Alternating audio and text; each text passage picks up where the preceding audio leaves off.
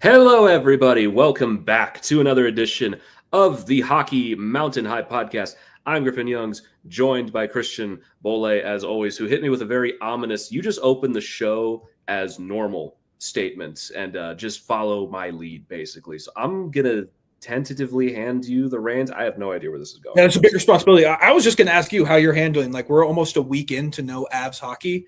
I'm going to be honest, man. I'm struggling. I'm struggling big time. Like, you don't realize how important Avalanche hockey and just the Avs in general are to your routine, that when they're gone for a week, I just don't know what to do with all this free time. Like, Christian, I think you just diagnosed all of my problems, because I've been crashing out to you for like the last hour of my life, first of all. And we don't have a routine, man. I'm out of routine. That's it. You solved it. I'm out of routine. There's no hockey. I have nothing to vent these frustrations into. You see these bags under my eyes? I can't fake that. There's nothing fake about any of this. I'm going through symptoms. I'm losing my mind. It's been what, like 5 days, basically 6 days? It feels like it's been like 3 weeks already. Yeah, I know. It has been insane. We went to that game last Wednesday. That feels like a month ago. Yeah. Like, it's just it's weird because it's not just there's no Avs hockey, there's no content at all for like Avs stuff. And like usually I can get by because like Evan's posting an article or Eric's posting an article. Yeah, Colleen's posting an article. Like there's usually content I can consume, and there's just like they have nothing to report about because there's just nothing going on. Yeah. So it feels very weird because mentally my brain is thinking we're in the off season and like this is an off season episode. But in all actuality, the most stressful time of the season is coming up in 2 weeks. So I guess I'll enjoy this break, I guess. I mean, but in all actuality, I'm hating it. I mean, because we went into this break being like, okay, but at least the Olympics are coming. We're going to be able to talk about the Olympics and all that's coming with that. It's like we're just in that period right now where that hasn't happened yet. And yes, like the women are playing right now, and the women are going crazy. But the U.S. and Canada are killing everyone, and then the U.S. destroys Canada 5-0 today. And you're like, okay, I guess we'll wait till the gold medal game because they are stomping everybody else. And we've got this. The men start today. By the time you're listening to this, right? Correct me if I'm wrong, but yeah, it'll be. I think France and Italy are the first game. I think is what we saw. It's Italy and someone else. I can't remember who. It is Slovakia and Finland up first. They will open the tournament. And then it is Sweden and Italy in the second game. Ugh. It is just going to be like, we made fun of the Four Nations face-off being like, oh, like that's just like there need to be more teams. And now there's more teams. And I'm kind of like, can we just skip ahead to like the final 6? I mean, unfortunately, the Four Nations had a point. Yeah. Like, it cut out the fat. It's like, here's the good teams. Go nuts. Yeah, it is. But if you look at it through like the broad perspective where you're like, it grows the game, it encourages these small countries to fund hockey and get players into the game. And I get that. Yeah. But I also really don't want to watch Sweden versus Italy and Sweden win 9-0. Yeah. I mean, to your point, like that is the thing that has been missing from hockey forever. You want to talk about growing the game. You've got to give the countries like Italy a chance to like get interested in it and actually put time and resources into it. And it's good for Czechia and Denmark, who have been getting very good over the last several years in terms of the World Juniors and the World Championships, to be on those high-end stages and show their country like just a little more of, these are our best players and these are how they perform at the best level. Like even competing with Canada. We were talking about the Czechia-Canada game that's coming up in 2 days. I think there's like you look at the rosters and you just like, okay, that could be a fun game. Czechia has a good roster. Canada's got a pretty good roster too. But it's like even the idea of like if Czechia hangs with Canada like a little bit, like a 5-2 game kind of thing, that's huge for Czechia. Like especially to where they have been in past Olympics. Like that is huge for them. Yeah, it's going to be fun. Like it is important. Like look at a country like Germany, who like probably 10 years ago they didn't have any NHL players, and now they're slow. They have 3 really good NHL players playing on that team. Like genuine stars. Draisaitl, like they have really good players. So there is a point behind it, but also part of me is just like, I'm going to watch, but I know there's like 6 legit, like really good teams. And if we're being honest, based off the Four Nations, there's really 2. Like, I mean, Sweden and Finland are fun, don't get me wrong, but they are not on the level of USA and Canada. Yeah, I mean, like, it's going to be fun to watch, like, Germany, Denmark, Czechia, Canada. Then when you get to Friday and it's Finland, Sweden, like, okay, That's a must watch. Now we're getting to the fun stuff. Like, Canada, Switzerland, like, okay, you're still getting somewheres. Like, the U.S.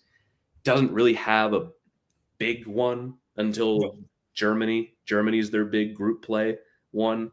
So you're kind of just waiting until the quarterfinals, basically, to see if they can draw like a Finland or something before we really get into it.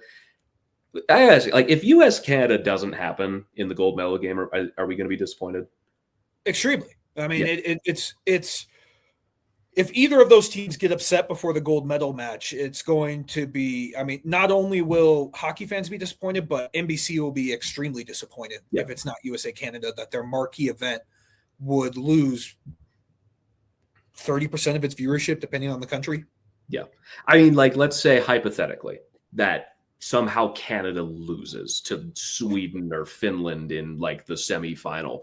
Wouldn't a part of you be disappointed that you don't get USA Canada in for the gold medal game? Like, as funny as it would be, that's got to happen, right? You can't. It's been 16 years since the 2010 Olympics. They didn't play in 2014, right? It was just USA Russia. That was the big one for us, at least. It's been 16 years. They got to meet after all this time. Has to happen. It has to happen. And I mean, if you look at the broad picture, like, let's look at, like, we can do our ice hockey preview for the Olympics, because that's really the only thing we got going on. You look at the groups. I mean, Canada, after they play Czechia, who I think is their most, like, their biggest competition in Group A, they should smoke France. Switzerland's fun. Don't get me wrong. They're fun. Dennis Malgin, second line center. Don't forget that. They're not beating any. Like, Canada should advance. They should go undefeated. In Group B, I kind of like Sweden to win Group B. Like, Sweden and Finland are getting it. Yeah, Sweden and Finland are getting there. But, like, Finland, I'm just worried, man. They don't have Barkov. Like, it's a good team. Don't get me wrong. Like, there's a lot of good pieces. I just think Sweden's a fucking monster. They're a monster waiting to go. And also, Gabe Landeskog's the captain of Team Sweden. So we know that that's an automatic bump in your team's going to be better, right? Pretty much. Yeah.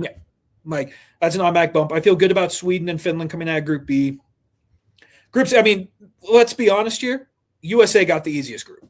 By far. 100%. I mean, Switzerland and Czechia are not powerhouses, but they're no slouch. Like, they have NHL players. Yeah, like, it could be a real toss-up between those two to see who else comes out of here. In Group C, like, if it's not Germany, it's shocking, basically. Like, you got to give some credit to Denmark, but, like, Latvia is just, like, kind of the throw-in team, unfortunately, to the entire 12-team Olympics. But yeah, they got the easiest group. Like, Finland has to play Sweden and vice versa. And that is a murder. Like, that's USA Canada except Europe version. Yeah, that is the second biggest rivalry in all of hockey right now. Is Finland Sweden. It's gonna be electric TV. The Slovaks are no slouch either. No, Slovaks are fun. I still think Finland and Sweden are the two best teams in that by a mile. But Slovakia is like they're better than you would think. I agree. They're one of those teams where you look, it's like, okay, fair. Why'd I have to ruin it? I was hoping the Finland Sweden game wasn't at 4:10 a.m. I was hoping I'd be able to watch. I may have to watch the full highlight of that one. Oh, wait, this is our time? Yeah. Oh, crap. Okay. Well, yeah. That was a fun thing. Well, we'll be able to catch up with that in the morning. Yeah, we'll be able to catch up in the morning. But, like, I look at these groups and they're fun. Like, but we were talking about off air. Like, I feel pretty confident in the fact that I know who the 6 teams are who are going to be there. Like, it's USA, Sweden, Finland, Canada. I'm going to throw Czechia in there. I guess Germany. Like, Denmark has the potential to upset. Germany has the better players, but Denmark, like, they're not bad. No, they aren't bad. It's just, I don't know. Like, this is going to be a fun Olympic hockey, but also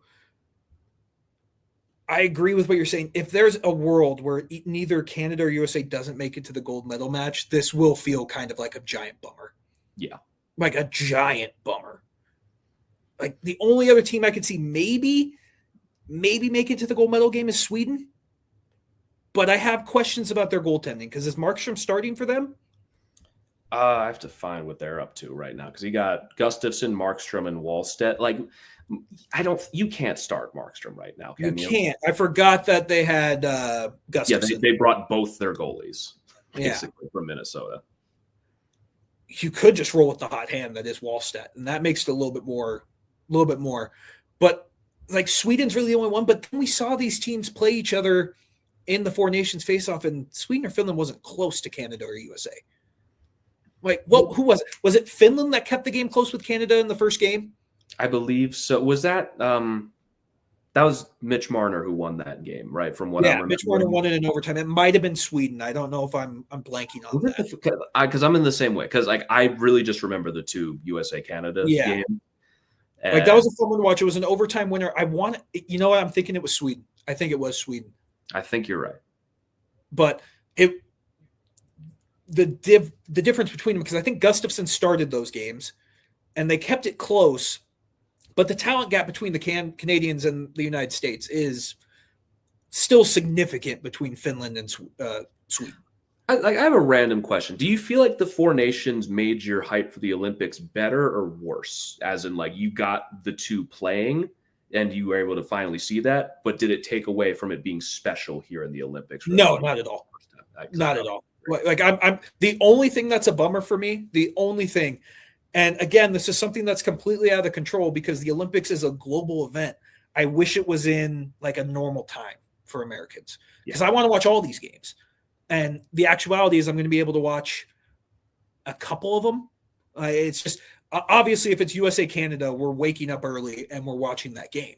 Like there's no ifs, ands, or buts. We're doing that.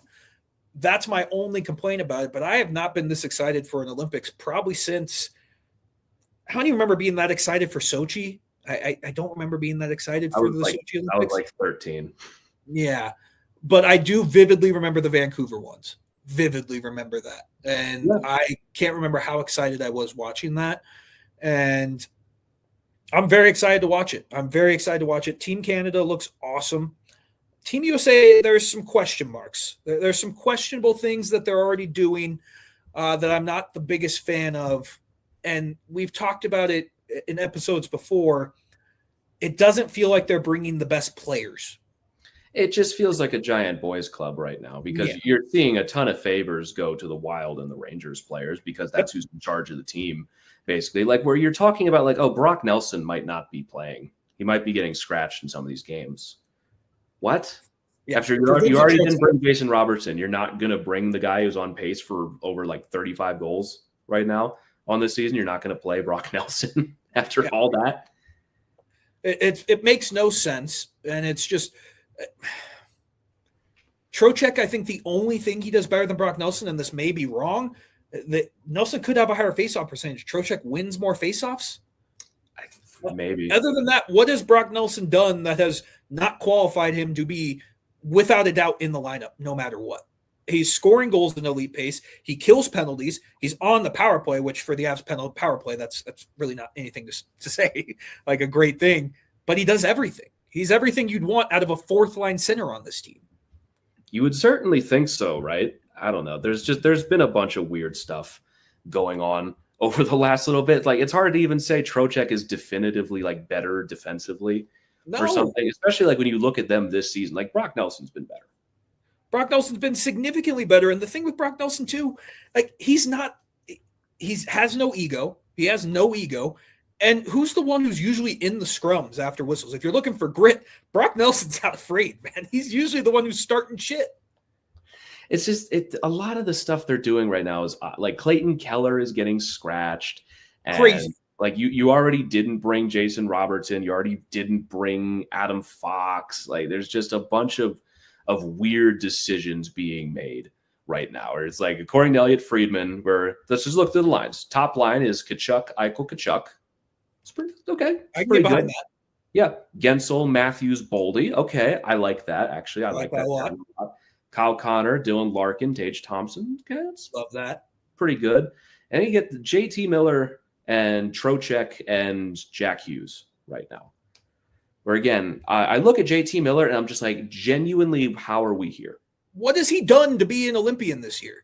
What has he done to be captain? What has he done to be brought to the Olympics? What is he doing to not be scratched here?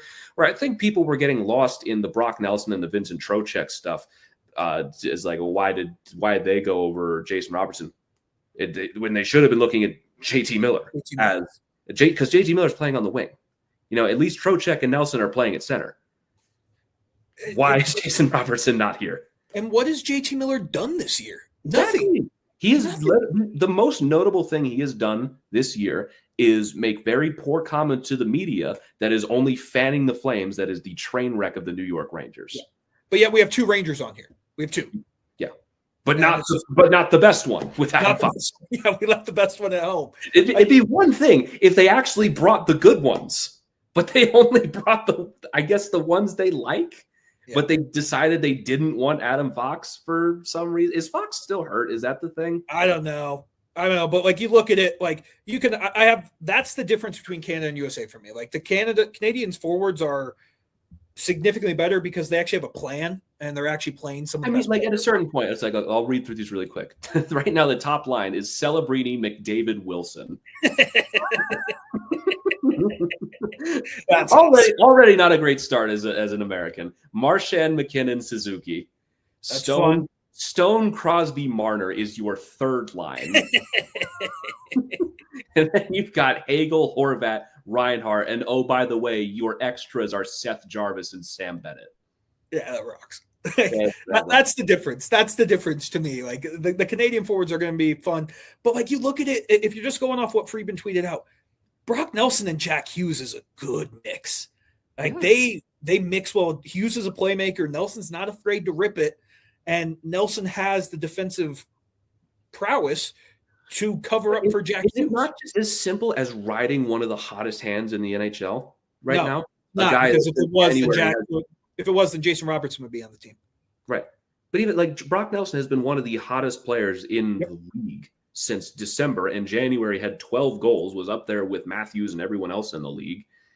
But we're still questioning as to whether or not we're going to play. I guess against Latvia, it doesn't really matter, which no disrespect to Latvia, but what you are at this point. That shouldn't be an offensive thing to say. But when we get later in the tournament, what are we going to be doing here? Yeah. And here's the thing too, Clayton Keller's awesome. Clayton Keller rocks. I would rather have Clayton Keller, Brock Nelson, Jack Hughes as a line. I know it's not the grittiest of fourth lines, but here's Clayton Keller's not a kid. Clayton Keller was a rookie when I was in high school. I'm 25. The Olympics isn't about grit. It's completely different than the NHL. It's a 2-week sprint. You want your best players and you want your fourth line out there. And your fourth line needs to be able to score goals. You just mentioned Team Canada's fourth line.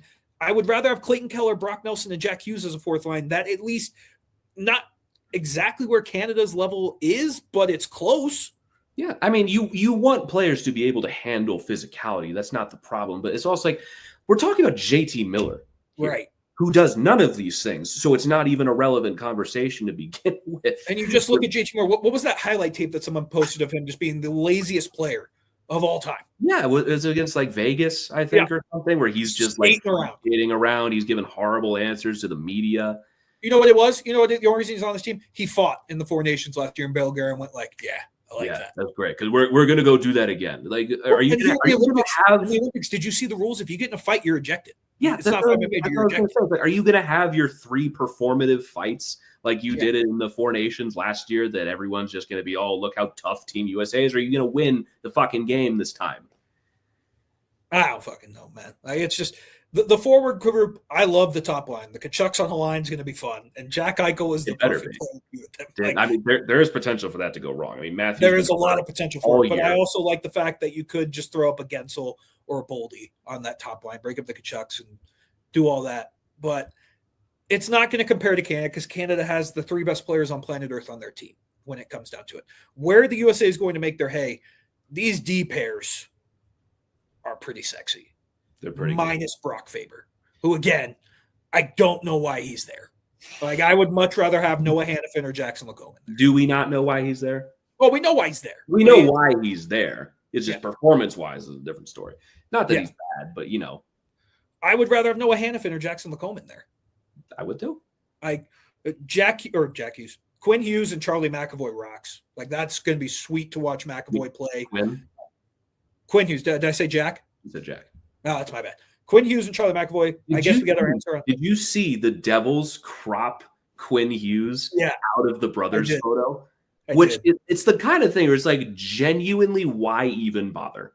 Right. Because you're not going to get away with that. You think what Jack just took a picture with the Tkachuk brothers by himself, but they didn't even crop Quinn out fully. You can still see his face. Still see his skates. You can still see half of his jersey. It's the kind of thing where I'm going to give them the benefit of the doubt that they did that to be funny. Because there's no way. I'm not sure. Because I'm going to give them the benefit of the doubt that they did. But you can't. It's such a bad look for an organization that it doesn't land because people are just, they take everything super seriously. But you didn't deliver it as a joke. Yeah. Well, and here's the thing, too. It wasn't Quinn Hughes who turned down the trade to New Jersey. The problem with New Jersey is you gave all these no movement clauses to players, and they couldn't get a trade done. Right. And apparently it screwed them out of the entire season. At least that's the narrative they're running with right now because it pissed off so many players. But, like, why are you doing that? Yeah. Officially, Quinn Hughes has no real connection to the Devils outside of, like, rumors that the trade fell apart or something. It's Jack's brother. Yeah. It'd be like if the Panthers cropped Brady out of the picture. Like, who cares? At least they'd have an excuse. He plays for a division rival. That'd be funny if they did that. That would be really funny. That would rock. But I don't know about you. The only reason I think they probably aren't going to do this, I would love to see Quinn Hughes and Jacob Slavin together. I think that would be a fun D pair, but I think they are they both lefty? They might be. I think they're both lefty. I think that's why they're doing that. Yeah, they are. They're both lefty. That would be a fun pair. But also, like, Charlie McAvoy, we know what Charlie McAvoy is. He's awesome. Hopefully the fucking athletic trainers don't puncture his lung. Hopefully they don't try to kill him this time. Because we kind of need him. He's kind of important. We've said what we want to say about Brock Faber. I feel like we're kind of burying the lead of, like, a Jake Sanderson, Zach Werenski pairing. No, I was getting to that. Getting to it. Disgusting. That's awesome. Zach Werenski is playing third pair D, and he's second for the Norris right now? Yeah, probably. Did he play in the Four Nations last year? Yeah. He did? Okay. Fairly certain he did. If he didn't, then what the hell happened? Yeah, I know Hughes missed for sure, and that's how Jake Sanderson got in. Yeah. But, I mean, Jake Sanderson, if you haven't watched Jake Sanderson, he's awesome. Like, he is an elite. If he played anywhere other than Ottawa, he would get way more credit. Yes. And the same thing goes for a guy like Jackson LaCombe, who I think is better than Brock Faber. Like, this is my opinion, and I like Noah Hannafin a lot more too. But also, you know who would look really sick next to Jacob Slavin? Adam Fox. Right. that would be fun. That'd be a fun player to have there. That to me is, I think, more baffling than Jason Robertson. Yeah. Not because Adam Fox is a better player, but because, like, his people are in charge of making the team. And they didn't bring their best defenseman. Like, it's so bad. And, like, what happened there? Right. Like, what's going on behind the scenes that they didn't want to bring Adam Fox? Yeah. And here's the thing, too. We're going to trust Chris Drury and Bill Guerin to build a team. Chris Drury can't build a team in New York. I'd be concerned about Chris Drury's ability to build IKEA furniture, let alone a hockey team. Like, it's just weird. But then the goaltending for the Team USA rocks. I mean, you got Connor Hellebuyck, Jake Ottinger, Jeremy Swayman. Hellebuyck's going to start, but that's three really good goalies. It's the kind of thing that's like, of course, that's our advantage. Yes, because you can only play one. So you can only play one. It'd be sick if you could play two. Could you imagine? Yeah. Imagine, like, if goaltending depth in the Olympics mattered, the USA would win a lot more. Win all the time. How short is the leash for Hellebuyck? I mean, if he stinks up the joint, he's not going to play. I mean, you don't really have the runway to fuck around with it. But, like, what is it? Is it like a game? I mean, if he gives up like 4 goals to Latvia, I don't think he plays the next game. Yeah. And who's two? Is it Ottinger or Swayman? I think it's Ottinger. I think you go Ottinger. Yeah. But there's a case to be made for Swayman's been better this year. So yes, it's a fascinating team. On paper it looks awesome. Like this is by far the best team they've had since probably 2010. And if we're being quite honest, 2010 wasn't even that great. It's just Ryan Miller played like the best goalie on planet Earth for 2 weeks. Yeah, like that's really what happened.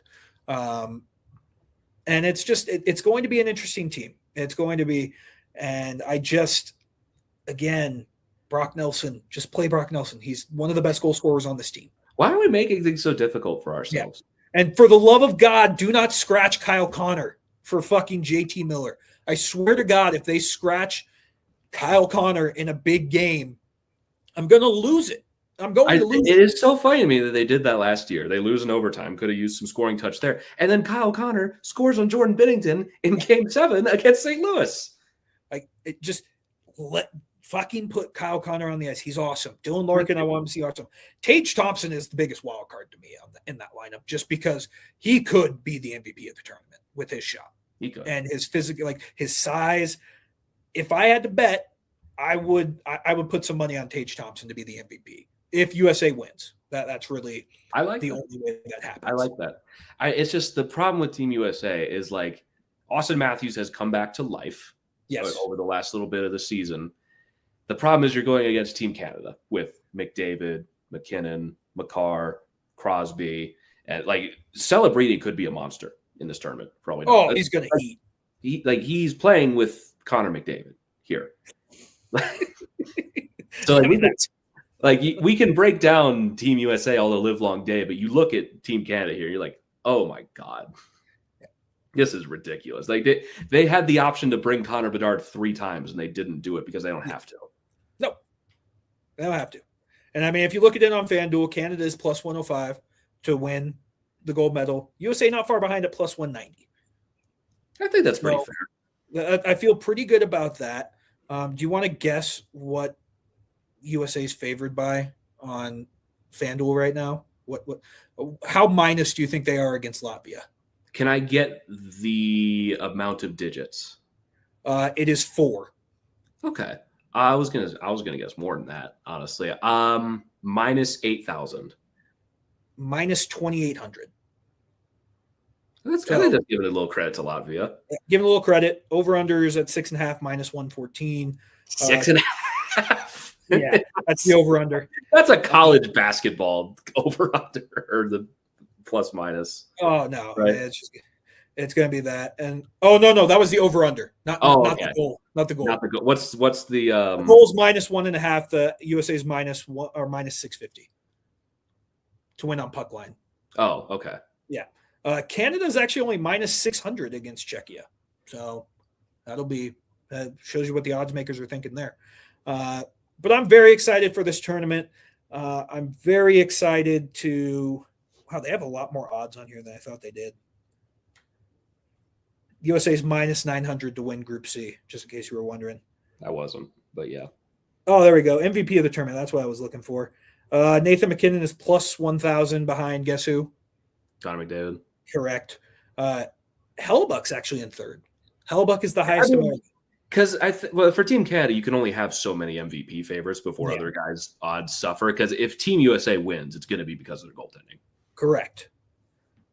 But that is kind of fun. And then Logan Thompson, plus 1,800. He is ahead of Jordan Binnington. So I don't know why you'd bet on that when isn't Binnington the starter? Is he? This is what Friedman said. It sounds like it. That's crazy. Are they showboating? Probably. Are they saying like we'll just put Jordan Binnington, the statistically the worst goalie in the league this year, in net in any way? And to put a bow on it, Tage Thompson's plus 10,000 to win the MVP. So I may throw some on there. That's not bad money. You throw a buck on that, you know. Yeah, who knows? But like for Canada, we talked about their forwards. Nathan MacKinnon's coming off of the MVP of the 4 nations. You have Crosby, McDavid, yada yada. We know all that. And McKinnon's going to be great.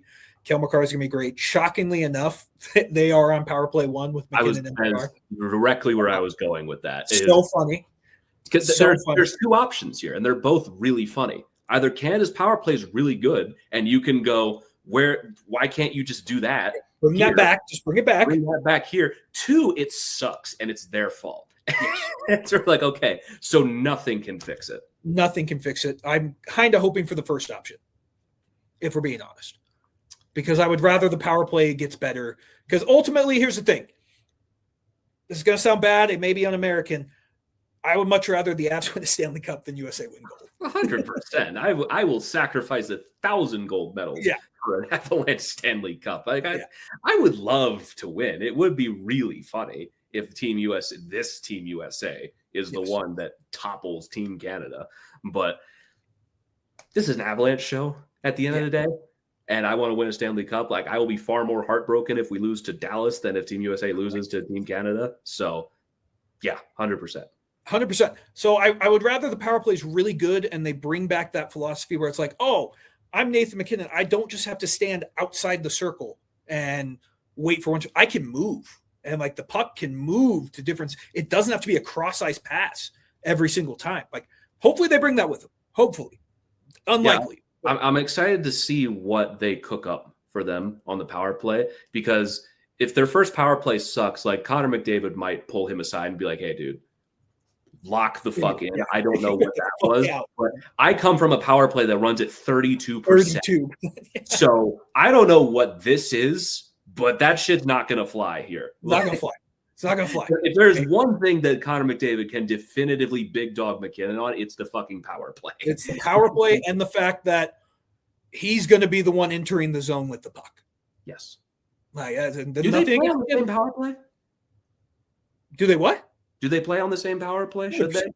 I mean, I think they will, just because you're Canada. It's an embarrassment of riches. You can just do whatever the fuck you want. Yeah, because that's the thing. It's like, yeah, they can, because it's not like they're lacking for talent on the other ones anyway. So it's not like you really need to split them up. But you can, and it'd be really funny if you did. And here's the thing, too. Like, Sam Reinhart is awesome. Like, it's basically like going up against the Oilers. And if you're like, put it into Avs perspective, their forwards are awesome. Their power play is awesome. Their special teams is great. But the questions lie with the goaltending, and outside of the top pair, there's questions defensively. It's so funny to be like, oh, their questions is goaltending. Like, it's just completely optional to have questionable goaltending. They have 2 perfectly good goalies that they could just play instead of Jordan Binnington. And there's no longer questions about the goaltending.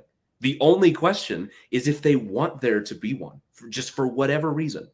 They're so convinced that Jordan Binnington, just for whatever reason, when he dons Team Canada in a gold medal game, is just going to catch lightning in a bottle again. He still gave up goals in that game. It's not like he had a shutout going, but he made the big saves in overtime. Yeah, he made the big saves in overtime because Austin Matthews choked on it. But and here's the thing, too. If he doesn't make those saves, I don't even think it's a question that he's not starting. No, it's not even a question.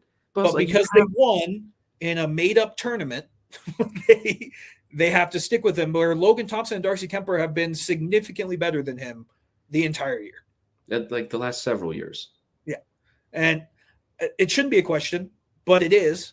And that's where you just kind of have to wonder, because their defensive pair, I mean, you have Toews and Makar at top. We know how good they are. I mean, hopefully Toews just has like a risky pinch against the USA like he does occasionally for the Avs. And then who is it? Is it Parenko? It's Josh Moore, Colton Parayko. And then they have Thomas Harley, and bringing Drew Doughty along is definitely an interesting decision still. That's a legacy one. That's a legacy one. Yeah. But then you got Shea Theodore and Travis Sanheim. It's like the more time has gone on, I'm like, would it have been a bad idea to bring Matthew Schaefer? No, Matthew Schaefer would rock on this team. It makes me happy. The defense is good. It's not that good. Like, it's not. I don't think it's a mean thing to say that Schaefer's better than a guy like Travis Sanheim. I don't think it's a mean thing to say. I mean, Travis Sanheim's more experienced for sure. Yeah, that's the only thing. That's the only thing. It's the same thing I said with like Connor Bedard. It's like, well, it's a matter of like, he's really good now, but in 4 years, do you want that to be his first Olympics? Right. Like, you can just bring them now, and maybe you don't play Schaefer every single game. But I'd like to have that in my back pocket. Yeah. That's a lot more dangerous to have than Travis Sanheim. Right. I'd like to have that in my back pocket. You bite the bullet of getting that Olympic experience out of the way early, so that in 4 years, when it's in North America, it's not a problem. Yeah. Again, the roster building for some of these teams was just like, we're not going to bring the best players. We're going to bring the ones that fit. And it's like, this is where in Canada, I think you can do that. to a certain extent, where it's like you can bring Tom Wilson along instead of Connor Bedard just because you have so many good players that like maybe we can fit an archetype here. When you're Team USA and you are very good, you're not that. You are not on that level. It's okay to admit you're not on that level and to just bring your best players. But also, I think Canada would be bringing Jason Robertson even for their team. Yep. 100%. I don't understand. Makes no sense. It makes no sense. I look at Team USA as like, okay, you better win. You better win if this is going to be your stance. Well, you're leaving Cole Caulfield, Jason Robertson. Who Adam else? Fox. Adam Fox. There's a bunch of guys. Some names you left behind. Some names you left behind. And if you're going to be so smug about it and act like you're so much smarter than everybody else, okay, you better win. Better win. You better win. Literally anything shy of a gold medal is an abject failure. Yeah, agreed. It's I can't wait, dude. I can't wait. It's gonna be a lot. Like even like when they played Latvia, it's like, okay, but it's the Olympics. It's the Olympics. It's gonna be fun, man. In 12 years. And I'm gonna enjoy, like, I'll never cheer against Cale Makar, Nathan MacKinnon, Devon Toews, Marty Nate. I'll never cheer against them. It is going to be weird, like, not actively cheering for them in a game. It's right? More like I'm not cheering against them. I'm afraid of them now. Yeah, like Nathan MacKinnon, please don't do what you've done for most of the year. Yeah, it's like Nathan MacKinnon. When he's on my team, he's my favorite little psychopath. When he's on Team Canada, that's a psychopath, and I don't want to deal with that. Correct. And it is just funny. You're getting all these stories coming out from interviews with the players, and they're doing all these things. He is the funniest person. He's not intentionally funny, but he's hilarious. He's one of those guys. He doesn't intend to be funny, but he is.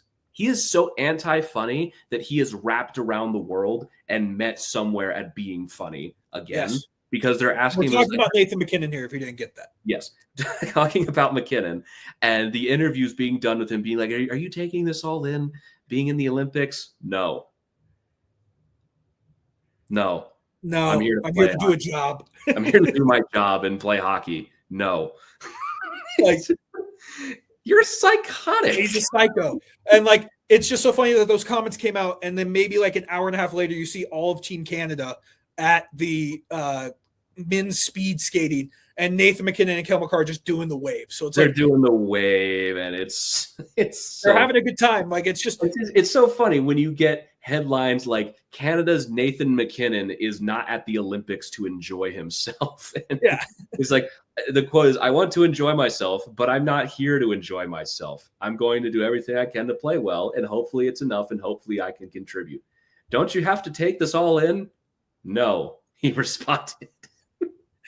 He doesn't want to be funny, but every time he talks, he's hilarious. It's funny because he's not trying to be funny. No, like he's genuinely like this all the time. He's so funny. He's the best, man. And you have guys like Devon Toews. They're asking what goes through his head when he's playing hockey. And he says, "Pass to Cale."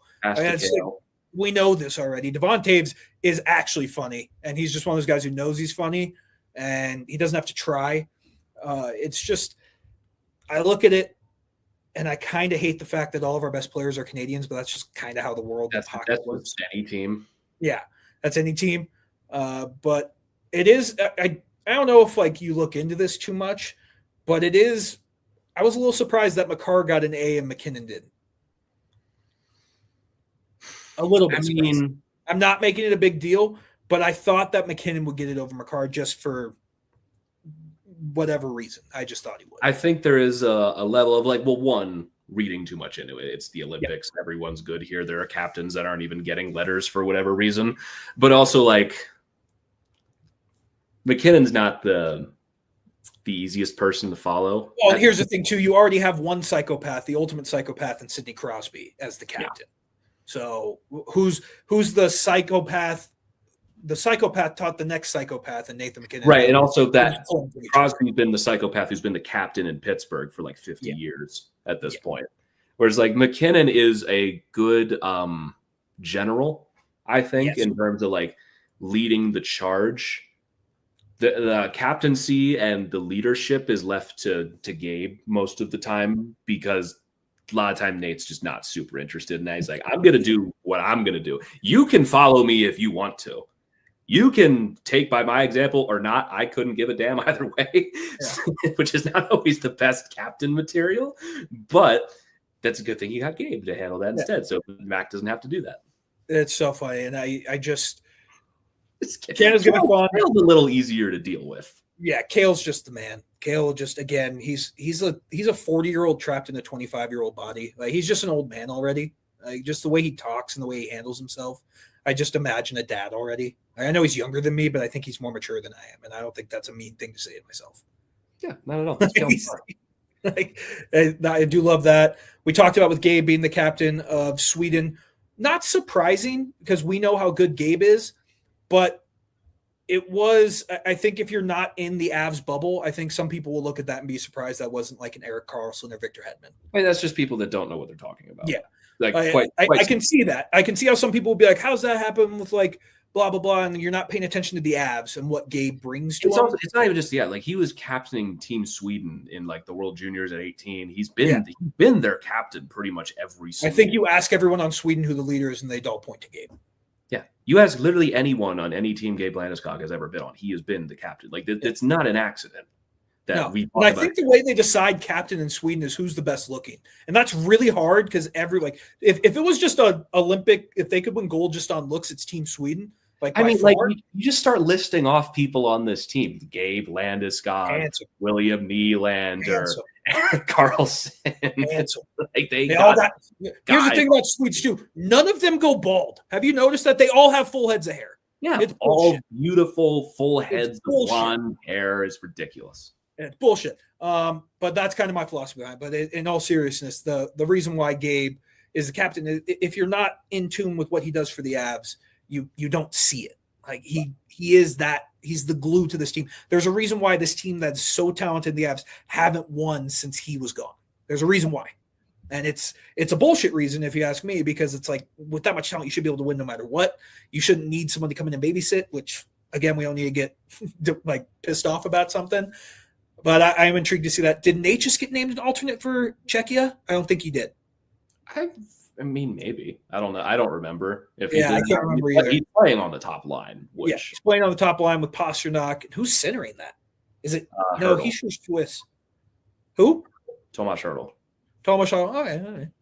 Yeah. I could live with that. Center depth is not great for the Czechs. They got Tomas Hertl, David Kampf, Lucas Sedlak, and Radek Faksa. It's not terrible. It's not great. Like you compare it to Italy, it's good. But you compare it to USA and Canada, you're like, oh, okay. Oh, yeah, they're going to get smoked. They're going to get smoked.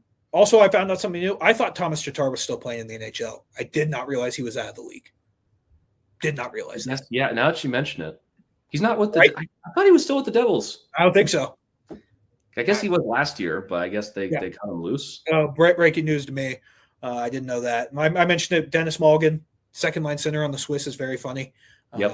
That's going to be one of those ones we'll be sitting all over again. Yeah, we'll be sitting back watching a Swiss game and be like, hey, I know that guy. I know that guy. He played top line minutes for us in 2023. Yeah, he was awesome. Yeah, that's a guy who played 20 minutes in Game 7 of the Stanley Cup playoffs. Yeah, that guy rocked. But as we wrap up, we've already gone longer on the Olympic preview than I thought we would, which is par for the course for the show. Predictions for it. I'm going to say it's Canada, USA in the final, and I would be un-American if I didn't pick the USA to win. Do I feel confident about that pick? No, but I do think if you look at the two games from the four nations, which it could be a little bit different style of play, it's not as physical. You need some guys to score, and that's what concerns me. I don't know if they have, am I trusting Austin Matthews to come up in a clutch situation? I just don't know, and that's why I lean more Tage Thompson. And that's just my opinion. But I'd be un-American to not pick the United States. I'm going to pick them to win. I don't feel great about it. The only way they win is if Connor Hellebuyck is regular season Connor Hellebuyck. I think they missed their boat in the Four Nations last year to get one over on Canada because they're not going to catch them by surprise twice. No. That I think they got them in Canada with the group stage win. And then they couldn't close the show in the gold medal game. I look at these teams. I don't love the roster construction of Team USA. I think they made way too many mistakes. You can't do that when you're going against Team Canada. And as long as Team Canada doesn't play Jordan Binnington, I don't know how you beat them. I don't. I would love to say this is going to be like an American, perseverance story. They're going to find a way to do it. I don't know if they have the high-end guys to do it. Matthew's been hurt all year. Brady's been fine most of the time. Eichel's been pretty good. I like Eichel. Yeah, Matthews. I feel a lot better about Matthews than I did 3 weeks ago. But it is also it is also Austin Matthews. Maybe he'll be really good in the group stage. Maybe he'll torch Latvia. Yeah. Maybe against Germany he'll be really good. You worry about his production in a gold medal game. And here's the thing too: they need a guy like Jack Hughes to be a superstar, and I just don't know if he's going to be a superstar. I'd feel differently if USA actually did win last year. Whereas they did it. Now they know they can do it. They have to conquer that demon. They have to slay that demon, and I don't know if they brought a good enough team to do it compared to Team Canada.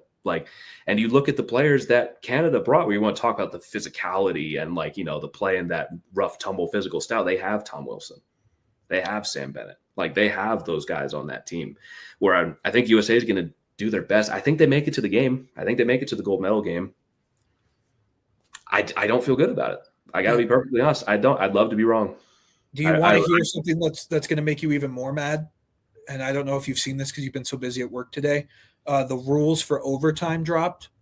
I don't know if you're going to like this. It's shootout all the way till the championship game.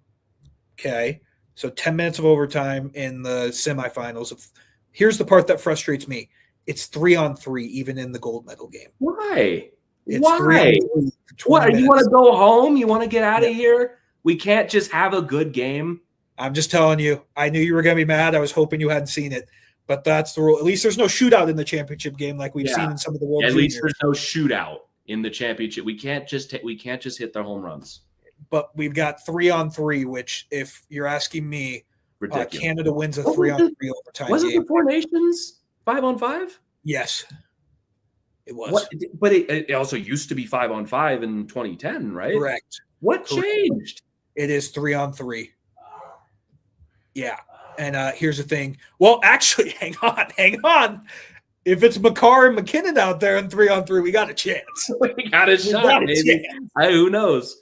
We got a chance. But other than that, I don't like Connor McDavid going. Yeah, we joke about that. It's going to be McDavid MacKinnon. Yeah. It's going to be McDavid MacKinnon and literally anybody else. So if it goes to overtime in the gold medal game, I don't feel great, if I'm being honest with you, because it's going to be 3-on-3. So, but shootout even all the way up to the semifinals, I think is bullshit. That's dumb. It's stupid. Why? I feel like I'm Where's TJ Oshie when you need him? Where's TJ Oshie when you need him? Right? He's thinking about starting a podcast, according to his story today. Bro, get to Italy. Yeah. We need TJ. Just get on there and they can do it. But it was I saw those rules and I was like, I don't love that as a United States fan. Because here's the thing about the USA, they're a physical team, and you don't need to be physical in the Olympics. If you're a hockey fan and you watch the Olympics, it's not nearly as physical as an NHL game. Are they that physical? You look at this team, they're like the Tkachuk brothers. Okay, those are physical guys. But they have no speed. They have no speed, and that's what worries me. Is a line of Jake Gensel, Austin Matthews, and Matt Boldy physical? It's bigger. But I wouldn't classify them as Kyle Connor, Dylan Larkin, Tage Thompson. I wouldn't classify these guys as But none of them have speed. None of them have speed. It's not a very speed-laden team. Yeah, and then Canada's all speed. It's all speed in Canada. The fourth line of JT Miller, Brock Nelson, or Vincent Trocheck, and Jack Hughes, not a super physical line. Brock Nelson might be fastest on that Team USA is going to outgrit Team Canada, I think is full of shit. I just think that's a cope narrative, to be perfectly correct. Because it is one thing you can say we have the two best fighters in the Tkachuk brothers. Okay, might mean nothing. We said, they don't have the best fighter in the tournament. The best fighter is Tom Wilson. Yeah. When's the last time he fought? Who did he fight recently? Has he fought anyone recently? I can't remember. Tom Wilson. He fought a week ago against the Islanders, but can't be. You look at what Team Canada has: Tom Wilson, Brad Marchand, Mark Stone, Brandon Hagel, Bennett, Reinhart. They have those guys that I would classify as being more physical. Yeah. I don't know. I'm just intrigued. There's a lot of questions that are going to come up for Team USA if they don't win this gold medal. I have questions right now about Team USA, and I really hope they prove me wrong because you had 12 years to get this right. 12 years. Can we agree, though, it is better than the teams they sent in 2010 and 2014? Yes. Significantly. Which isn't saying a lot. The 2010 team was awesome, but that team was so flawed. Ryan Miller didn't stand on his head. And who was the best player on that team? Was it Parisi? I was. Oh, Patrick Kane. Patrick Kane. Yeah. I was 9. You're gonna have to refresh Patrick Kane on some of these things. It was Patrick Kane. Eric Johnson played a pretty big role. I think Paul Stastny did as well. Jamie Langenbrunner was still in there. I don't know if that's a deep cut. Oh, yeah. That's a good one. That's a good one. Yeah. Ryan Miller was awesome. I want to say Jack Johnson might have been there too. I'm sure. I mean, Jack Johnson was in the 2016 World Cup team. Yeah, Jack Johnson rocked, man. We miss you, Jack. Yeah, I mean, you still had Drew Doughty there, Duncan Keith, Niedermeyer and Pronger, Shea Weber, or no. Hall of Famer. Yeah, Hall of Fame. Or no, I'm sorry. Why is it? I looked up why is it giving me Team Canada's roster? I should have. Yeah, I was wondering what you're doing there. I should have clocked that wasn't Team USA earlier, but I've had a long day. You have to forgive me. It's okay. I forgive you. But also, I was like, wow, that's way better than I expected because it's not their team. But where's the Team USA roster? Why is this so hard? They're trying to save it from the earth because it was just literally Patrick Kane. Okay, here we go. Yeah. So you had Ryan Miller, Jonathan Quick, Tim Thomas. That's a good trio. That's a good trio. The USA is good at goalies. We're good at goalies. Okay, I'm going to read some names here on defense. This is Ryan Suter. So 2010 Ryan Suter. So pretty good. Brian Rafalski. Okay. Alternate captain. Brooks Orpik. Good in the time. You got to remember that. 2010, Brooks Orpik was awesome. He was never great. He was good. He was very much a third pair power defenseman. Yes. Then you get to Jack Johnson. Solid. Okay. Yep. Go. 2010 Jack Johnson. Go. Decent. Then you got Eric Johnson. Go. Okay. Pretty good. Is that not even Avs Eric Johnson? Pretty sure he was still at the Blues at that point. No, he was with the Avs by then. In 2010? He got traded after his rookie year. In 2010? Yeah, because he got traded in 2008. I'm pretty sure. It's listing here he was still with the Blues. Really? Yeah. They could be wrong, but it says his 2010 team was the St. Louis Blues. Fair. Okay. Sorry. Keep going. Anyway. So then Tim Gleason. No idea who that is. I know who he is because the Caps traded for him the 2015 deadline. That was a waste of time. I would have thought that guy was an accountant. Keep going. Played for the Carolina Hurricanes for a very long time, and I think had a cup of coffee with the Maple Leafs, and then finished his career in Washington, wasting everybody's time after the deadline. Fair. Okay. Yeah. I know Ryan Whitney's on there. Yep. Is he? Whitney? Yeah, he's there. And so forwards, Paul Stastny. Solid. Bobby Ryan. Really good. Joe Pavelski. Hall of Famer. Maybe. Zach Parise.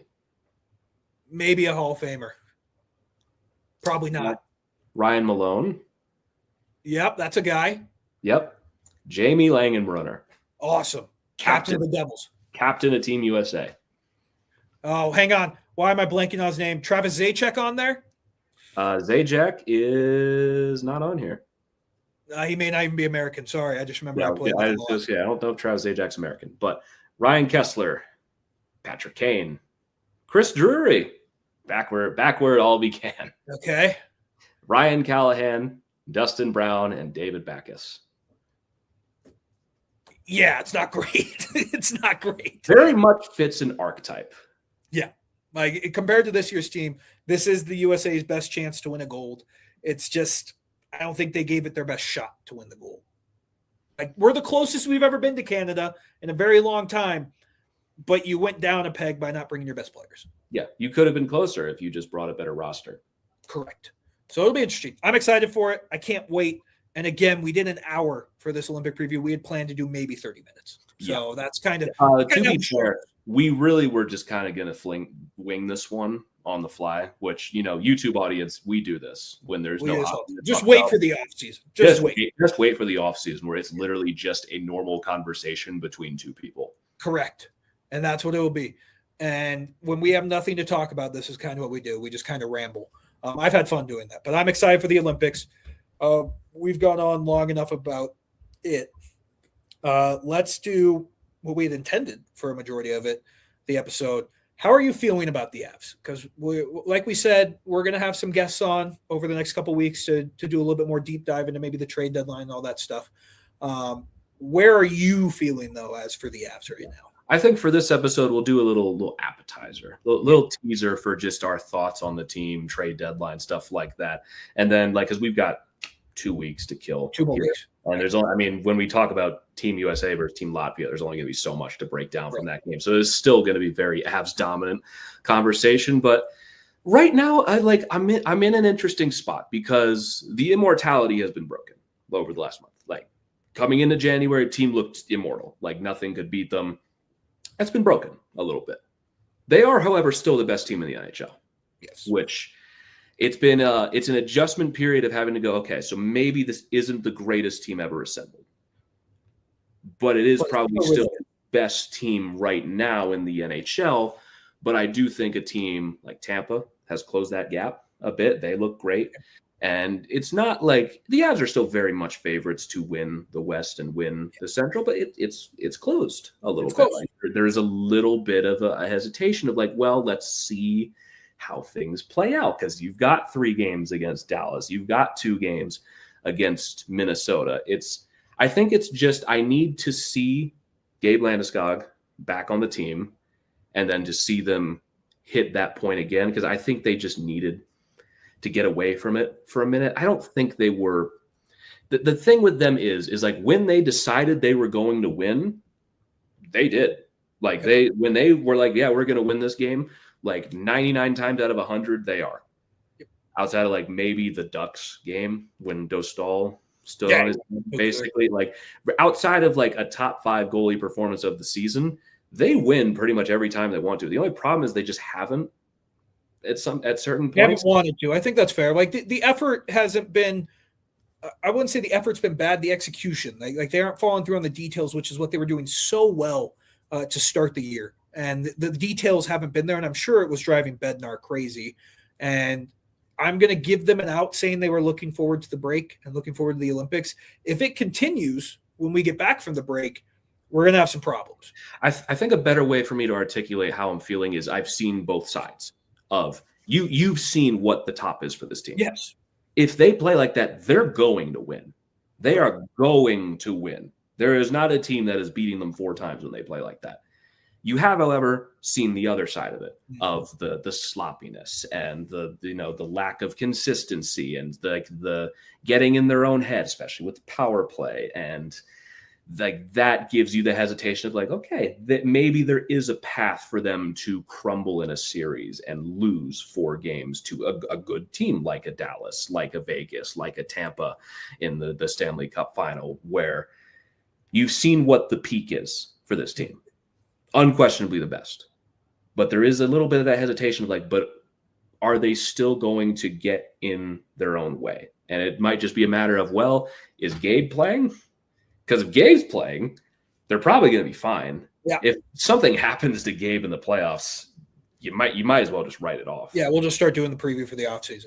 That's really what it's going to be. So it shouldn't be that way where one player goes out and the team just forgets all of their discipline and all that stuff. But unfortunately, that's the case. That's the case. And I will say, and I think you'd agree with me, and most Avs fans would agree with me, if Gabe Landeskog doesn't play in the playoffs, they aren't winning the Cup. They just aren't. Nathan MacKinnon could score 2 points a game.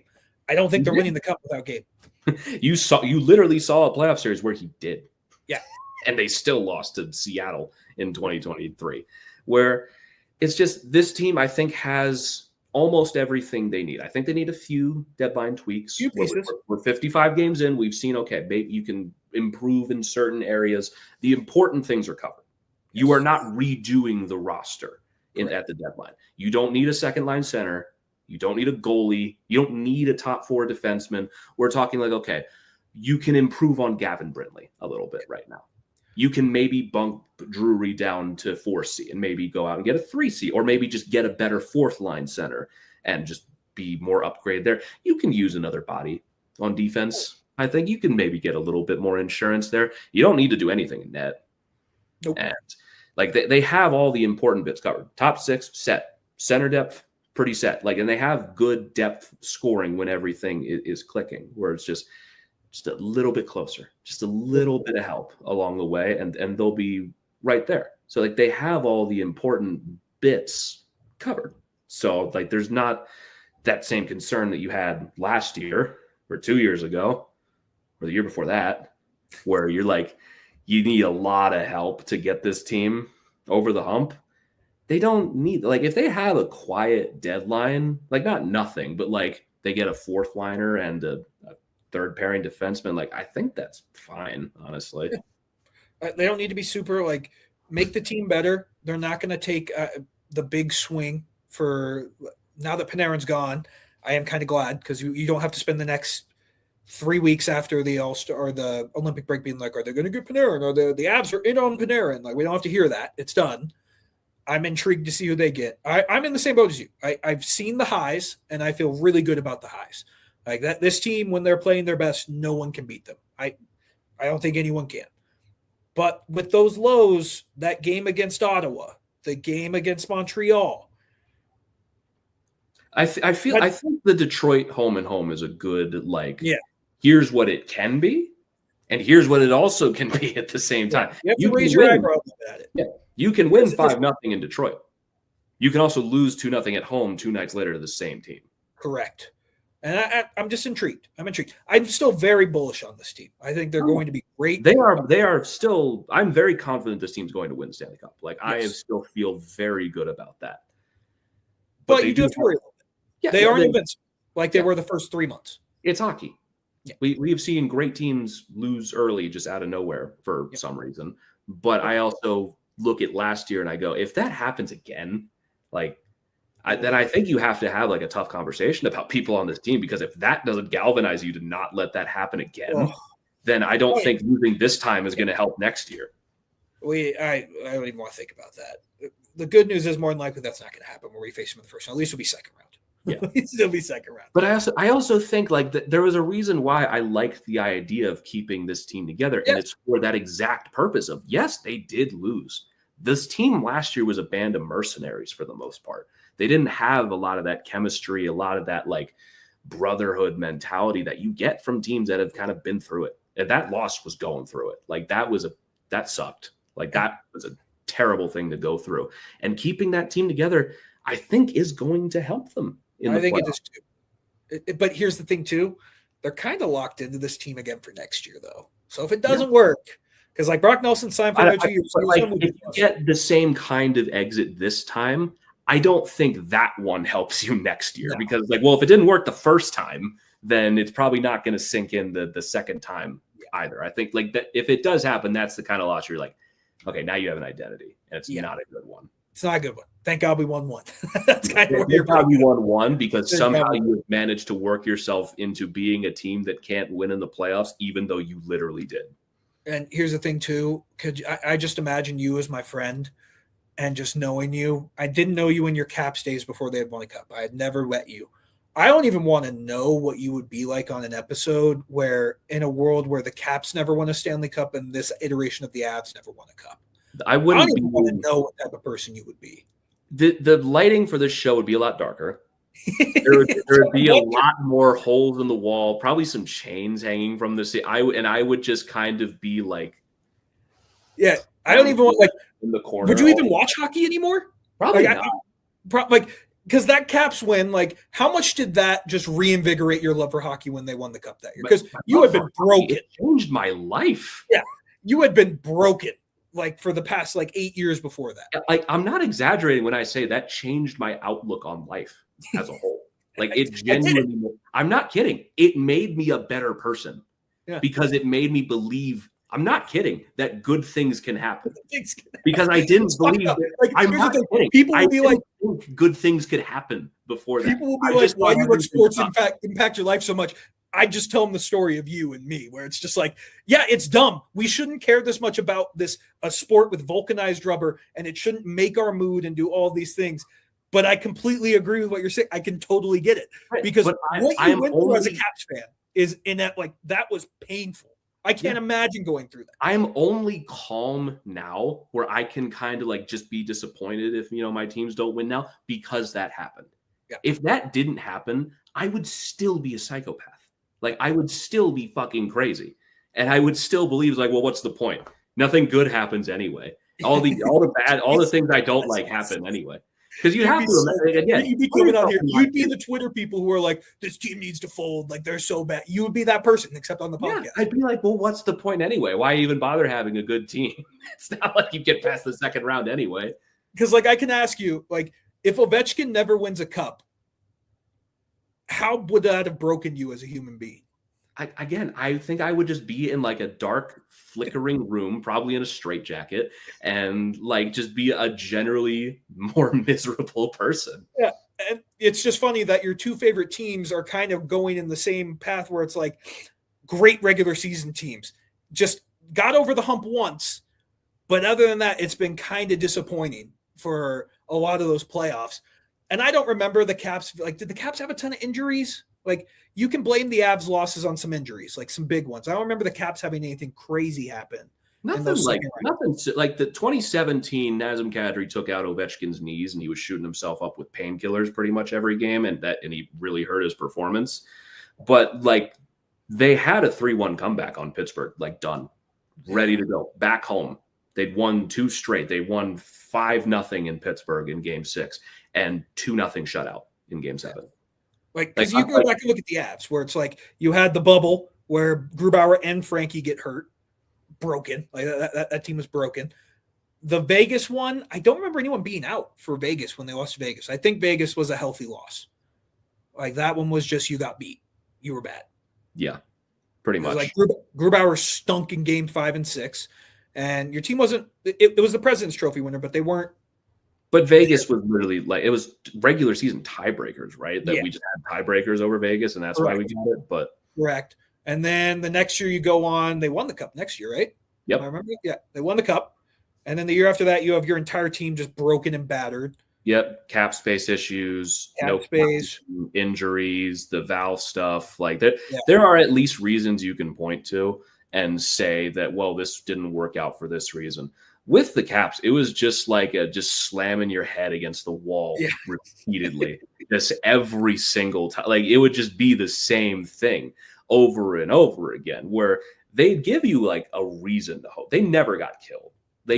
One time they got crushed in 2011. But like, can I ask you something? Like, this is asking like which trauma is the worst? Which one broke you the most? 2017. Losses. 2017. That took months. Like, I'm not kidding. Like, that game happened, and it fundamentally affected me for 6 months. That's fair. Because the Caps came out the next season and were not good. Yeah, they got worse, and they struggled. Like, the Avs blew them out in November after they had just had the season that they had of 48 points. They won 6-2. I think it was a Joel Colburn hat trick from that game, and then I think it was either the game before that or the game after that. Nashville ran them out of the building, and Barry Trotz looked like he was about to get fired. And I was just sitting there watching, like, it's over. Yeah. It's over. This whole thing is done. Nick Backstrom was almost traded after 2017. He softly wanted out, and they almost traded him. There's so much that happened for 2018. It is a genuine miracle that team stayed together, somehow was still good. They got worse. We're down 2-0 in the first round, somehow won that. Lost Game 1 to Pittsburgh in the next round, somehow won. They won in overtime in Pittsburgh. We're up 2-0 against Tampa, lost 3 straight. Yep. And then won the next 2. They didn't give up a goal in the next 2 games. They lost Game 1 to Vegas, off with some bullshit because Ryan Reed's cross-checked John Carlson in the back to get open. Yep. They should have lost the game, but they would have lost if that went in. They get literally the save, and they dominate the next 3 games. That wasn't even close. It is a miracle that team won. It is the worst team they threw out there in 3 years, and they won. And you want to know why they won? And you want to know why the Avs won? There was one special player on both those teams. Exactly. The guy who barely played half the playoffs on both of them, but he was there. Burakovsky. There was one. Two of the biggest for both teams. He got hurt in, I think, Game 2 against Columbus in 2018. I was there. And I remember when Columbus scored an overtime goal, I literally smashed my popcorn box for like 2 straight minutes because I was so angry and pissed. He came back. Did he score 2 goals in Game 7 against Tampa? Yeah, 2 goals against Tampa. And then he was Mr. Game 7 for a while. There was a genuine time where he was Mr. Game 7 because he scored 2 goals against Tampa in Game 7, the only Game 7 that they played at that point. And the next year against Carolina, he did score in that Game 7. Yeah. And then in 2020, he scored in that Game 7 too. So there was a point in time where you could look at Andre and say, this dude only scores clutch. There was actually elimination game Berkey. Because he scored for the Avs in Game 6 against Dallas. 5, 6, and 7. Yeah, he scored all. Because I can run you through this pretty quick. I know a lot of this off the top of my head. Where his rookie season was 2015. He scored both his playoff goals in the same game. It was Game 4 against the Rangers. He scored in a 2-1 game. He scored both goals for them to win that game. And then 2016, did he score? I think he scored in Game 6 against Pittsburgh, the one that they lost. He did. I think he scored also in Game 5 of that. No, he didn't. He didn't score in Game 5. But 2017, he scored in Game 5 against Pittsburgh. They're down 3-1. He scored 2 goals in Game 6 when they were down 3-2. They got shut out, so he didn't score in that one. They faced elimination how many times? Against Tampa twice. Yeah, it was just Tampa. And he scored 2 goals in that Game 7. They never faced elimination at any other point. Yeah. And then Game 7 against Carolina, the only time they faced elimination, they lost. But he scored the first goal of that game. Yep. And then Game 5 against Dallas, he scored. Game 6 against Dallas, he scored. Game 7 against Dallas, he scored. And 2021, he scored in Game 6. He did. Yeah, I remember that. He did score in Game 6. I think he made it a tie game at that point, if I remember. I think he either made it a 1-goal game or he tied that game, but he did score in that game. Scored. Yeah. And they lost. And the Avs never faced elimination in 2022. Yeah. Good and then, in Seattle, he didn't play. He didn't play. So we don't count that. We don't count that. But to put in perspective, I think the loss that broke me the most will be the bubble loss against Dallas. I was so invested in that team, man. I had just become a season ticket holder. It was my own tickets. I was single. Was I single? No, I wasn't single at that point. I was dating my ex at that time. She was involved with it too. And I've never been that invested in a hockey team. There was a part of me that died when Kiwi Roncha scored that overtime goal. There was a part of me that died that I will never get back. I think I coped with it being in the bubble and they didn't have either goalie. And I think I was able to stomach it with that. Vegas, I think, gets overwritten because they won the next year. Yeah. Vegas one didn't break me as much just because the Dallas one before that broke me more. I was way more invested in that Avs team. Yeah. I think I was so into that. Obviously, it was my first season doing this show and everything. I wanted them to win. But Vegas, they got beat up real bad in that series. It was the way that they lost that they just looked kind of pathetic in the last 4 games of that series and just kind of got their ass beat by a better team, which really disheartened me and be I really did not see that coming, that they would get beaten that bad in 4 straight games where I think we forget about it and put it out of our minds because they won the very next year. That Dallas one, I've just never been as invested in a team as I was in that series. That entire year, I think I had gone to every game. I didn't miss a single game at all. And that game broke me. I was a broken human being for 5 months after that. I was 2017. I was the guy at school. Yeah. I was the Caps guy all the time. Yeah. 2016, I got they lost. I went to school in 2017. You would have thought a family member died. Yeah, they just come up it's the worst. It's the worst. I know exactly. I go to work and people be like, "Hey man, sorry about the absence." Fuck you, man. I came here to it was people were like, "Dude, are you okay?" Yeah. They weren't even "Oh man, I saw they lost." They're like, "I'm so sorry." Yeah, it is someone died, and you're just "No, dude, I'm good. I don't want to talk about it. I didn't sleep." But they had a point because they could see that I was devastated. Yeah, I was a broken man. Right. I was silent. Just I was just saying this all day, and no one gave me shit all day. Not one person. Because they're genuinely concerned for you. Because they were genuinely upset on my behalf that happened, and they could see that I was crushed because I had publicly put so much into it. And I was like, I can't deal with this. I don't Here's want the to. thing. I'm getting dangerously close to being as invested in this Avs team as I I'm was. there. I know, number one, I was a teenager. I was in high school and emotionally unstable. I'm never going to reach that point again because I shouldn't, because I'm a full-grown adjusted adult now. But I got a lot. Like, there's a lot riding on this. Yeah. This season, if they don't win the cup, will break me. Because this feels... Okay, I wouldn't say that, because that's very unrealistic to say if they don't win the cup, it'll break me. If they lose to Dallas again, I will be a broken human. Yeah, if they're not in the conference final, I think at the very least, we're just like, I'm going to be crushed by it. I'm going to be a broken human. I don't know what else they can do. Because here's the thing, and this is dumb because it's playoff hockey. The conference final might be easier than the second round.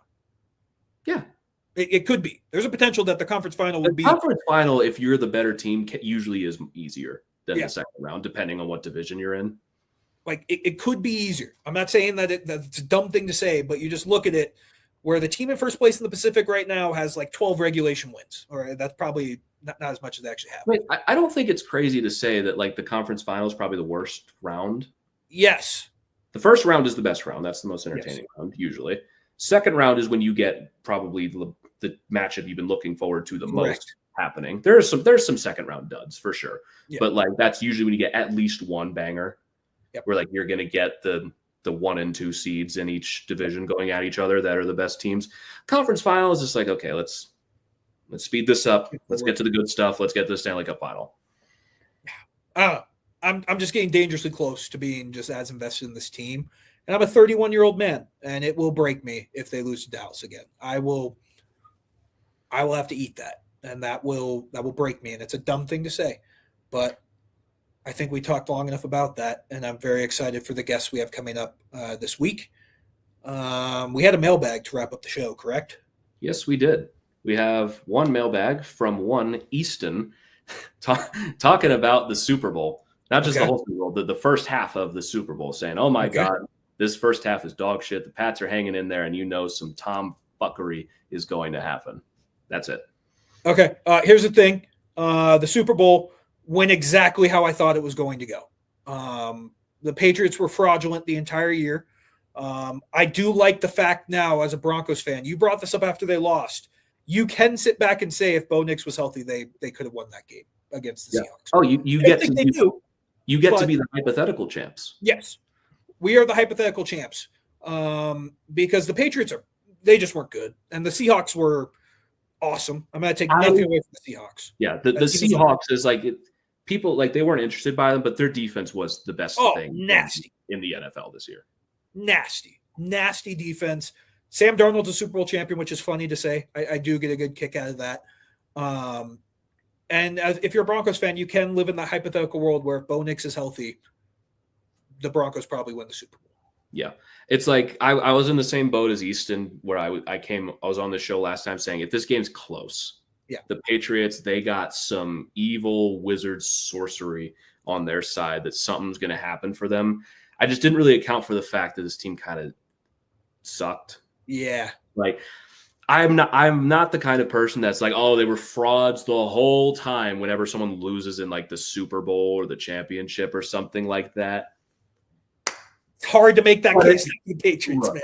When you have like a top 3 easiest schedule in history and your playoff path is playoff Justin Herbert and that offensive line of the Chargers, CJ Stroud. In a blizzard, too. In a blizzard. If any other quarterbacks in that game, they win because the Texans were awesome in that game. The Texans probably win that game. You could have had a Texans-Seahawks Super Bowl that ended 6-3. It may have been 3-0. a genuinely horrible game. But they had CJ Stroud having one of the worst performances I've ever seen in my life and like went down to the wire with Jarrett Stidham. No Here's the thing. You know how hard it is to barely win a game when you get 5 turnovers and 2 pick sixes and you barely won the game. Barely win the game. And then you go into Denver the next week, second half blizzard against Jarrett Stidham. If Jarrett Stidham takes a sack, the Broncos are in the Super Bowl. It's not like the Patriots blew them out. Nope. If they take the points in the second quarter. The Broncos are probably in the that game might still be going on. That game might still be going on. It's not like the Patriots had a great path. And this was also, well, the Seahawks offense isn't great, but their defense is probably a top 5 playoff defense ever. Yes. And it's the Patriots, unfortunately, as we expected from like week 8, being exposed. Yep. That was an ass kicking. I mean, I still love the Super Bowl. Like I will always watch the Super Bowl. Like it's just one of those things. It was fun to watch. It did feel like whoever won the AFC Championship was going to win the Super Bowl. I mean, we said that before the AFC Championship even started. It's like you have the Seahawks and the Rams in the NFC Championship. That's the Super Bowl right there. And it was a great game, and it came pretty much down to the end. That felt like a Super Bowl ending. This just felt like you could even see it in the celebration. The Seahawks were not that excited because they won the Super Bowl 2 weeks ago. Yeah, they won it. And here's the thing, too. Can you imagine a world like this? I know we're a hockey podcast. Do you imagine a world where Drake May was named the MVP and he had that performance in the Super Bowl? I felt like I was being gaslit. Yeah, we were being gaslit that this guy was literally being gaslit. Amazing quarterback. The entire time. Drake May did a good job with the schedule that he was given. You cannot tell me that dude was more valuable than Matthew Stafford. No, it's not even close. Like, did you see the clip that came out of the Seahawks QB or DB today? Yeah, it was the last thing I saw before we hopped on here. I didn't get to watch the full clip, but he was just like young quarterbacks, they hitch before they throw. They aren't like Stafford, who just makes the throw right away. And it's like, okay, yeah, like that's exactly the point why Drake May should have been MVP. But we were gaslit into him being like an MVP. Yeah. Again, like I don't like discrediting teams' paths to the Super Bowl. I've never liked piling on teams for losing in the but we can pile on the Patriots. But you can pile on the Patriots because I was thinking about this, and maybe you can help me with this. They are the worst team to be in a Super Bowl in a very long time. 100%. Right?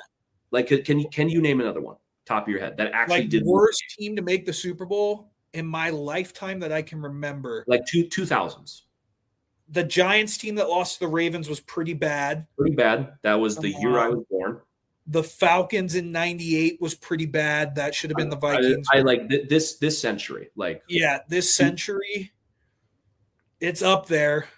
Like, there hasn't been a lot of blowouts. I think the Chiefs team last year. You could go the Chiefs team last year wasn't that great. They won like every one-score game. You could, but like you went into that game against the Eagles being like, well, it is Mahomes and it is Chiefs. They just find a way to do it, and they just didn't. But I think the only other teams you can make a case for are the teams that actually won with like both Giants teams against the Patriots were not great, but they won. They won. And you could make a case for the 2012 Ravens. But they won. They won. Joe Flacco got hot at the right time, man. Yeah. That clip popped up again. I still can't believe what Raheem Moore did on that play. Right? That should have been intercepted. Talk about another game that broke me. That game broke me. That one broke me as a human being. But yeah, they were one of the worst teams that I've seen. You look at the last several Super Bowls, it's just been the Patriots and the Chiefs and like the top team from the NFC. And when it hasn't been the top team from the NFC, it's been the Giants, and they beat the Patriots both times. Yeah. And here's the thing, too. Like, I just love the fact that you can say the Patriots have been to 12 Super Bowls. They're 500 in them. They're 500. So that's hilarious to me. That's really hilarious. Funny. Really funny. But yeah, that's enough football talk. Now we get to the fun time of the year, which is hockey season, baby. Yeah. Now we're in the main event. I feel pretty safe saying the Patriots will not be back next year. They will not. The Seahawks, like maybe. Football's weird though, man. It's hard to repeat in football. It's hard to repeat in football. Like maybe they could be back, but like I feel pretty comfortable saying like probably not happening for you. Not with the first place schedule. Let's make the playoffs next year. Yeah, make the playoffs. And I mean the Broncos are gonna have a tough schedule too. But the Broncos also have like $40 million in cap space this offseason, which is like unheard of for a number 1 seed. They're going to get some good players. And I'm excited for the Broncos. I'm excited for the Avs. The Nuggets, I'm getting a little concerned about, but we can talk about that. And I hate that the Ravens have dragged me back in. Yeah, you're in. You're all the way back. They did literally everything I wanted them to do. Yep. I hate it. I hate that they did everything right. They got Minter. They brought in Weaver, and I'm like, great. That's exactly what I wanted. God damn it. Now I have to be invested again. You're going to be invested. It's okay. It's going to be good. You took a season off of football, and now you're back. You're back. I wish I could say I took last season off. I just knew everything that was going to happen. True. But I'll wrap this one up. Again, if you're new to the show and you just found us on YouTube, this is very atypical for us in an episode where there's nothing going on to go close to an hour and a half. I'd say it's very typical for us to do. Like that's very typical for us. We do this all the time. If you're a longtime listener, you should have known. But I think once you got 5 minutes in and we just kind of jumped into Olympic talks without like a full-on transition, we did this episode with like no transitions. It was just next train of thought, basically. Which again, if you're not familiar, if you're new to this with the YouTube audience, just you wait till July when like nothing's happening, and it's literally just us talking like we would normally with no structure. And for whatever reason, sometimes people seem to love them. So I don't feel super bad whenever we get on tangents like this and just do a 90-minute episode about basically nothing. But my favorite ones. If people like them, okay. And we'll go from there. Like I said, we have a really some fun ideas for guests for this break. A couple ones we haven't had on the show before, so very excited to get their opinions on the Avs. But I don't think I have anything else, man. I think I'm ready to wrap this one up. No, we're ready to wrap this one up here. Again, the next ones are going to be a little more structured. Like we have some episode ideas written down, which is my extent of prep. But it's like, here's 5 words that's going to decide what we talk about for an hour and a half. But we're going to talk trade deadline. We're going to talk like the Avs, the team we cover on the show, and power play. I know everyone loves when we talk about the power play and the Olympics, all that stuff. We got plenty of time. So I don't really have much else. I mean, you'd think in season 6, I'd be a little more like, and this is what we're going to do. And we're going to wrap this one up here. I don't know what I'm doing. But other than that, I think I'm ready to wrap this one up here. Thank you all so very much for tuning in. As always, if you want to follow us on Twitter, you can follow me at GRYoungs. You can follow Christian. It is mirrored, right? You're over here. Yeah, I'm over there. Yeah. You can follow Christian at Christian_Belay. And you can follow the show at HockeyMTN Pod. But again, thank you all so very much for tuning in. We will catch you all next time. But until then, let's go.